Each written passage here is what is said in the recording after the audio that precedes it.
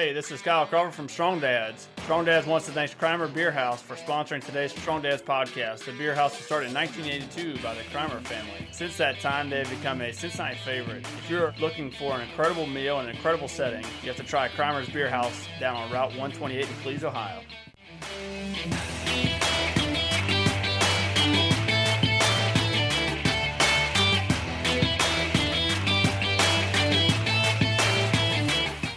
Hey, Strong Dads, this is Merle Hutchinson, and I'm coming to you today to talk to you about the next show here that we've got coming up.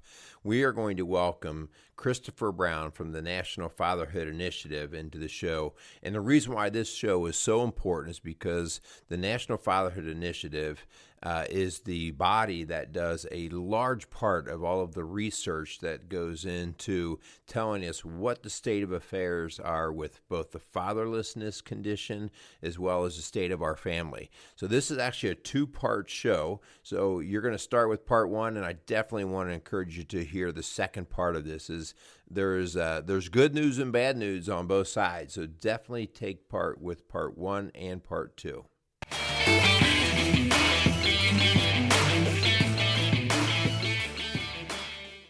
Hey, Chris, how you doing? I'm fine. Hutch, how are you? Doing good. Hey, we want to welcome everybody to Strong Dads. So this is Merle Hutchinson of Strong Dads today, and sorry, but my buddy Kyle could not join us today. So that's all right. We're going to carry the load without Kyle. We want to welcome today to our show Chris Brown. And Chris, do you like to be called Chris or Christopher? Typically, professionally, I go by Christopher. Okay. Just, when you say Chris Brown, it usually generates some chuckles. Okay. It's kind of a common name, and there are a few famous people with the same name. So, yeah. But we're becoming friends, so you can call me Chris. Okay. So we want to welcome you to the show. And with Strong Dads, you and I talked a little bit the other day.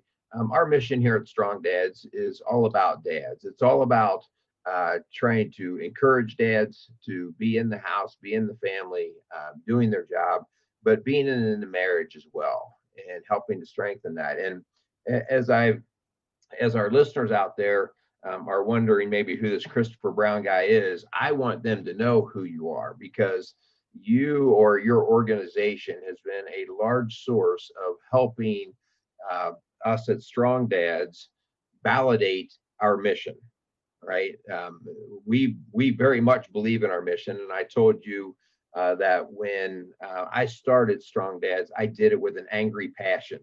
The idea that I worked for 20 years with families and just saw time and time again families struggling, and a lot of that due to dads not behaving very well. Okay. Mm-hmm. And so I saw it firsthand, but the other side of that was removing my emotional side, the angry side, and actually putting some facts behind it, putting some support behind it. Like, am I just seeing this because it's my world, or is this a real thing, this destruction of the home or deterioration of the home because fathers maybe are not doing the job that we need them to do?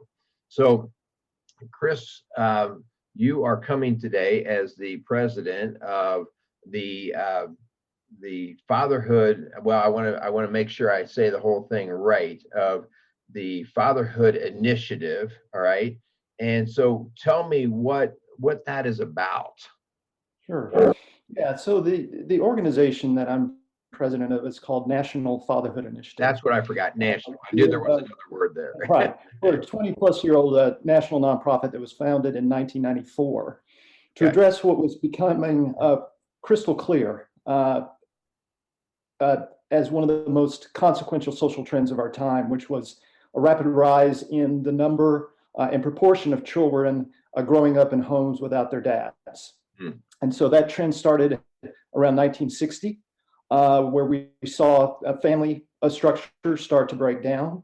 And for about the next 35 years, that proportion increased up to about 28% of all children growing up without either a biological step or adoptive father in the home. Wow. And that figure has about maintained within 1% since 1995. So from one perspective, it's good that we've been able to kind of stop that destructive trend. from growing further. At the same time, we've not been able to reduce it overall. But the good news in the data is that that community that's most negatively impacted by father absence, which is the African American community, we've actually seen a drop in the proportion of children growing up in African American homes without their dads. So there's some good news there. Okay. Yeah, that's excellent. And what we do is we focus on building capacity in communities and within organizations across different sectors that interact with families, dads, and kids. So while we don't serve dads directly ourselves, our business model, our mission is focused on building the capacity of those institutions that actually interact with, provide funding for, and all kinds of services to families. So those are our partners. We call them partners across the country that run our fatherhood programs, our evidence-based fatherhood programs, as well as use our other research-based publications. And you spoke, Hutch, about the importance of the evidence and getting that behind your passion. What we find is successful in communities, first of all, are people who, like you, have a passion for connecting dads with their children, whether those dads are physically absent or physically present, but emotionally and spiritually absent from the lives of their children. We want to help organizations, individuals committed to this work to understand how do you do that, and what's the research and evidence behind why dads are so important to children's well-being. There's a huge amount of literature that shows how important dads are to children's well-being, what happens when you don't have dads in the picture, and what happens when you do have dads in the picture. So that's where we kind of come in, as you said, is providing some of that data for the work that folks like you and other organizations are doing in your communities. Yeah, you use the word evidence-based, and I think especially when you're trying to really make a point, I can go off of a gut feeling or a gut check and say, oh yeah, this is a problem area. But to actually draw attention to it and to put resources towards it, you have to have the evidence, the facts behind it. And so frequently I will quote various stats that I cite from your agency about the state of fatherhood in our nation. And it's been those statistics. So you guys have really helped us on the other side of this, of the implementation of serving fathers, kind of make our point. And we'll get into maybe a little bit about how you guys go about doing that. The one thing that I think is important is you guys are a nonpartisan group, right? And meaning that you work in the political world, but not from a standpoint of a party trying to get a certain agenda across. You guys saw this is such a problem across this nation that it's affecting whether you're in a red state or a blue state, you're Republican, Democrat, whatever. And so you've taken the politics out of it, but you're understanding why we need government involved in this, because it's an epidemics type problem. It's a larger than COVID problem, isn't it? Well, it is. I mean, certainly from a length of time perspective. I mean, I think obviously COVID is the most important issue that we face as a nation today. Hopefully, the news that came out yesterday about a vaccine that apparently does work will help us turn the tide. But we've seen this destructive trend of father absence, as I said, growing since 1960. So we're talking about some 60 years that this has been going on, and we've still got a lot of work to do. Yes, we do. Well, hey, before we start to get into some of the nuts and bolts of that work, let me pay a couple ads, okay, or run a couple ads to pay a few bills, and then we'll talk a little bit more of what's really going on here.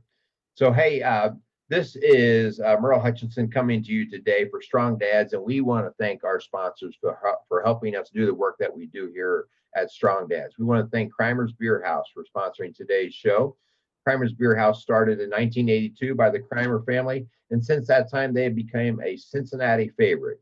If you are looking for an incredible meal in an incredible setting, you have to try the Crimer's Beer House, located on Route 128 in Cleves, Ohio. Also, we would like to thank the Mansfield Insurance Agency located in Bright, Indiana for sponsoring today's Strong Dads podcast. Established in 1981, the Mansfield Insurance Agency has begun and dedicated to serve the individuals and businesses in Bright, Indiana, but also all of the folks in Indiana, Ohio, and Kentucky. So for all your insurance needs, please contact the Mansfield Insurance Agency. All right, so let's talk a little bit about the statistics, okay? The research that you guys at National Fatherhood Initiative, where do you come about these statistics? Are you a research organization? How do we come about making statements like the percentage of kids, the 28% of kids that are being raised without a father in home? How do you come about that stuff? Yeah, so when we look at some of the data that I just shared a little while ago about the proportion of children growing up in homes without either a biological step or adoptive father, that's based on census data. So obviously we have the census every 10 years. And so every 10 years since we've been in existence, when we look at the census, we are focused on, what is happening based on that trend. But there are also surveys that the Census Bureau does in the intervening years that give us a really good estimate from year to year about those trends. So that's where we get that kind of broad-based data.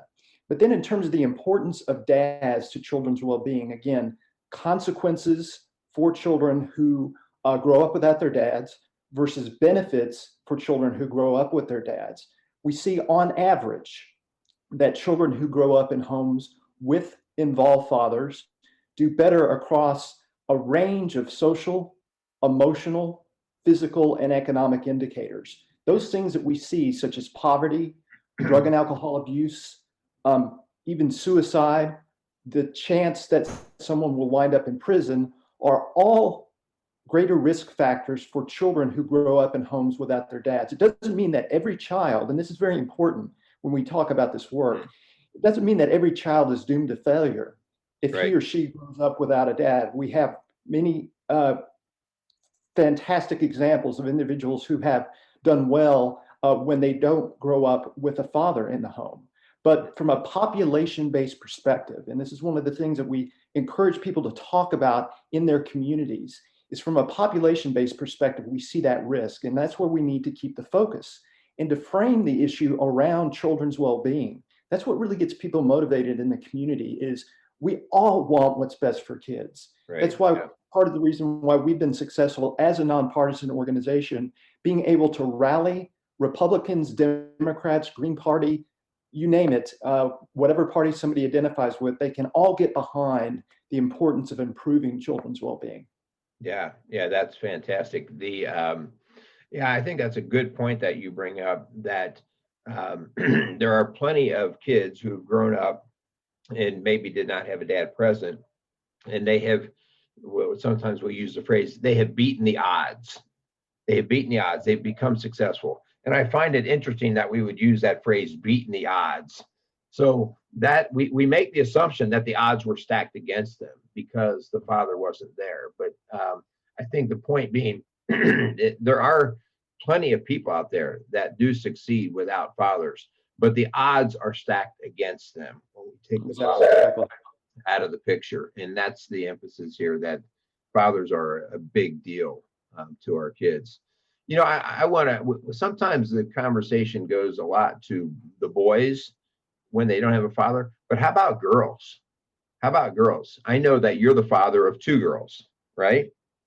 And so what kind of trends do you see, or what's the research say for our young girls that they don't have that dad, that father figure in their life?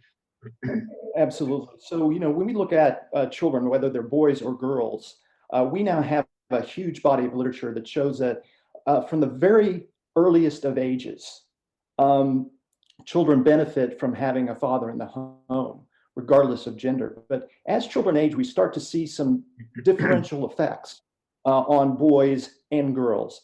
In general, and this depends on the issue you're looking at, the outcomes that you're looking at related to children's well-being, boys tend to do worse than girls when they grow up without their dads. Now that's worse on a scale of worse, right? Right, And so yeah. it's not as if, girls are immune to the impact of growing up without a dad, but we do see in general that boys do a little bit worse.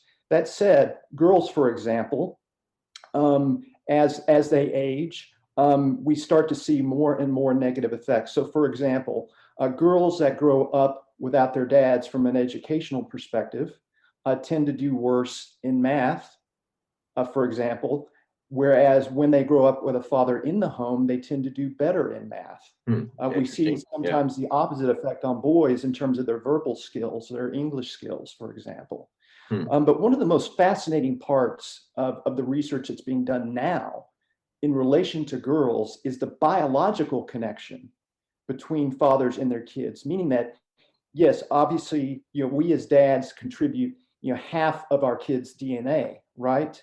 But we're talking about more than that. So researchers have now discovered, for example, that when dads are involved in the pregnancy, so supporting the mom, going to well child visits, doing whatever they can to support mom to have a healthy pregnancy, we see that men's hormone levels change during that prenatal period. And they often come in more in line with the hormone levels that moms have when they're pregnant. And then when their children are born, father's hormone levels continue to change. And the primary change is that our testosterone level goes down and our bonding hormones go up, meaning that we are being prepared biologically to be dads.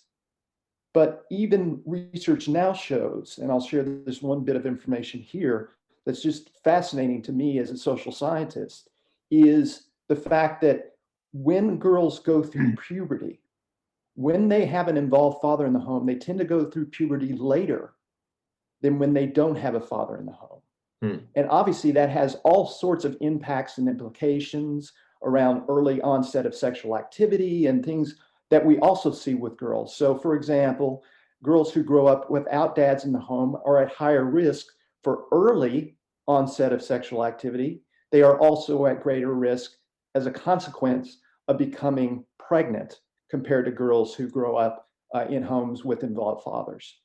Wow, that's some pretty interesting statistics, right? Or I should say research there. I can't say statistics at this point. Right. And then I'll share one more thing in terms of the life course for girls is that because I know that marriage is a very important issue for you guys, it's important for us too from a research-based perspective that when children grow up, especially in homes with their two biological married parents, that they do better across a range of issues than children who grow up in homes without their two biological married parents. And one of those outcomes is that when girls reach adulthood, they are at greater risk for having a lack of success with marriage when they grow up in a home without an involved father, compared again to girls who grow up in a home with an involved father. So it just has implications throughout the life course for girls.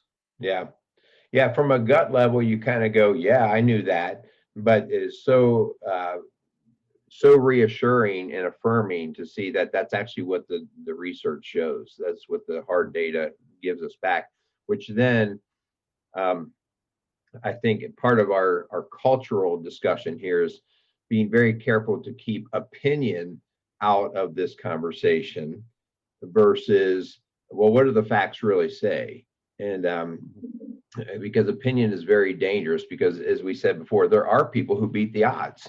So like when we talk about, like at Rock Solid Families here, the ministry that my wife and I run, we have plenty of folks that come into us that are not married and they're living together and starting a family. And,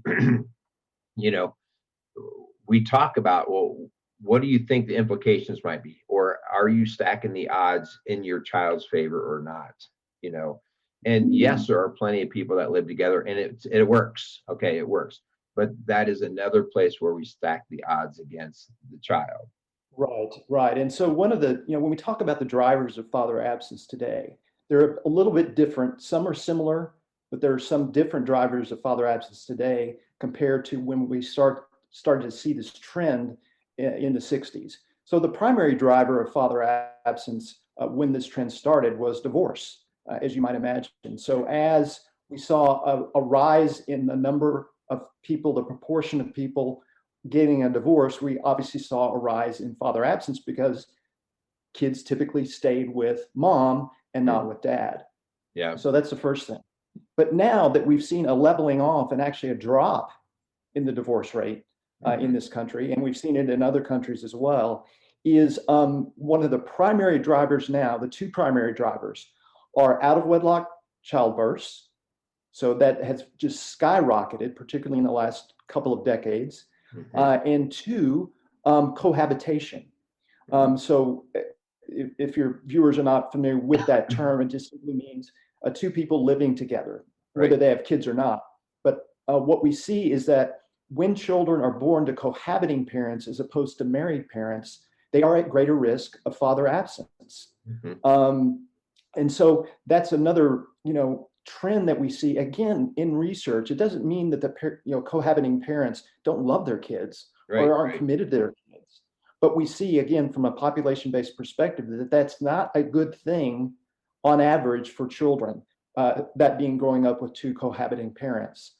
So you're absolutely right. I mean, that's a really important trend. And that's why, once again, we do talk about marriage, and we're unapologetic about talking about the importance of marriage, because it's not an opinion, it's a fact that it is the ideal situation in which children should grow up. Yeah, such a great point, and I appreciate you just being able to kind of reinforce that idea. It makes our work even more meaningful, because it helps us solidify and then work that message. At the end of the day, the message of the National Fatherhood Initiative or Rock Solid Families or Strong Dads, the message is that we've got to take care of our families. We've got to take care of our kids. What's the best way to do that? I always think, the Dallas Cowboys, or in my area, the Cincinnati Bengals, they don't start the season off by seeing if they can practice the worst way they can, or the worst techniques or the worst fundamentals, and see if that will get them to win. No, they're looking for the best, right? They're looking for the best equipment. They're looking for the best practice methods, the best. Why? Because they want to win. And if we want to win in this, you are providing the best ways based off of the research. Well, if you want to win, here's what the research says gives you a better chance to win at family, fatherhood, raising children, those kinds of things. There's a really important message that we deliver on a consistent basis, which is that, dads are not just important in terms of their presence in the home, but it's the fact that men and women, moms and dads, bring something unique to the parenting equation. That's why children tend to do best when they're raised by their moms and their dads, because we all have unique gifts as men and women that we bring to the table. So let me share one thing that I think is really important for your listeners and your watchers to understand about that unique role. And it kind of comes back to this idea of risk. So as a Cowboys fan, I might take a little bit of an opposite perspective. For the last 25 years, I've been extremely disappointed at how the Cowboys practice and play. But at any rate, one of the things that happened this last Sunday during the Pittsburgh game is that Dallas had an opportunity in the second half to essentially maybe not put away the game, but certainly give their players even more hope that they could win. It was a fourth and inches in Steelers territory. They didn't go for it. They kicked a field goal. And that to me reflected a lack of belief by Coach McCarthy in his team. And that means that when you have a belief in your team, in your kids, you will allow them to take and encourage them to take risks, well thought out risks, not stupid risks. But what we see is that, again, from the research, when you look at how dads and moms tend to interact with their children, dads tend to be much more comfortable with and encourage their kids to take risks, whereas moms tend to hold kids closer to the vest. So we see kind of unique role for dads. And again, this varies in families based on the individuals who are raising Right. kids. But in general, dads are very comfortable with pushing their children out into the world to experience the world and learn for themselves how to navigate the world successfully, whereas moms are more inclined to hold their kids to the vest.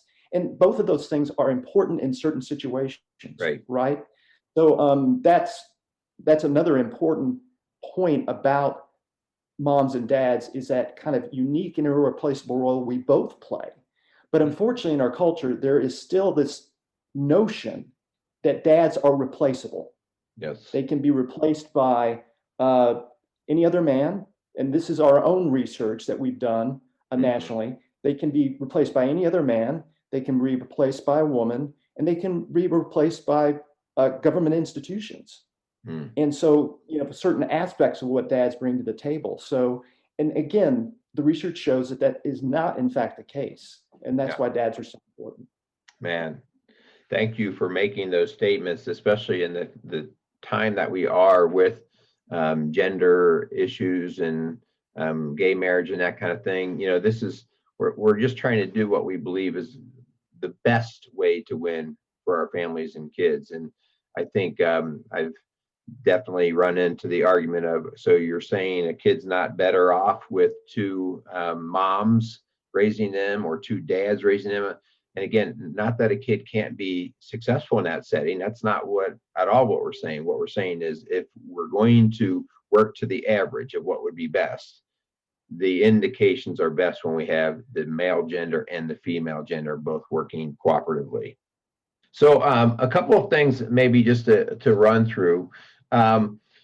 What, based off of the state of families today, what are some concerning trends that you see? Some things that are going in the negative direction? Is there something a nugget that you can say, this is something we probably really need to address? It's not good, and you want to help us listeners out here be more aware. Yeah. Well, when we look at, just again, going back to the census data, as I mentioned, we see a very positive trend in terms of African American children growing up in homes with their dads. But the reason why that overall data on children has basically maintained at about 27.5% for the last 35 years or so, 25 years or so, is because we are seeing an increase, a steady but slow increase in the proportion of Latinx children who are growing up in homes without their dads. We are also continuing to see a slight increase in the number of white children growing up in those homes. So that's why we see that kind of decline in the proportion of African American children being offset by those slight but slow increases in white children and Latinx children. And we also now have data on Asian children as well. There are many fewer and much lower proportion of Asian children growing up in homes without their dads, but we have still seen an increase in that population as well. So lots to look at in terms of that data to still be concerned about, in addition to the fact that we want to see that overall proportion lower. Yeah. I think the other trend, and I'll go back to this, something I said before around cohabitation, is that we're seeing more and more children being born to cohabiting couples, and obviously being born out of wedlock to couples who are not romantically involved with one another anymore. And again, that just places the kids at greater risk. So those are some of the trends that are kind of working against what we want to try to see in terms of the overall data. Okay. All right, Strong Dads, I hope you really enjoyed that show, because part 2 is coming up. You got to tune in next week, so can't wait for you to hear that part. Go out there and be some strong dads.